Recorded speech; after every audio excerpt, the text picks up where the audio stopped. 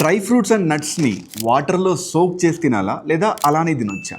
ఈ కన్ఫ్యూజన్ని మనం ఈరోజు క్లియర్ చేద్దాం. మనకు ఇండియన్ మార్కెట్లో దొరికే మోస్ట్ ఆఫ్ ద నట్స్ ఎక్కడైతే అమ్ముతారో అక్కడ ఎటువంటి స్టోరేజ్ కండిషన్స్ మెయింటైన్ చేయకుండా హైజీనిక్ ప్రాక్టీసెస్ అన్నవి ఏ మాత్రం పాటించకుండా అమ్ముతూ ఉంటారనమాట. దీనివల్ల ఈ నట్స్ మీద అఫ్లోటాక్సిన్ B1 ఉన్నట్టు చాలా రిపోర్ట్స్ లో ఐడెంటిఫై చేశారనమాట. ఈ అఫ్లోటాక్సిన్ B1 అన్నది ఒక కార్సినోజెనిక్ టాక్సిన్. ఎప్పుడైతే మనకు నట్స్ మీద mould and bacterial growth form అవుతుందో అప్పుడు ఈ అఫ్లోటాక్సిన్ B1 అన్నది జనరేట్ అవుతుంది. సో కొన్న వెంటనే తినకుండా ప్రాపర్గా వాష్ చేసుకొని తినండి.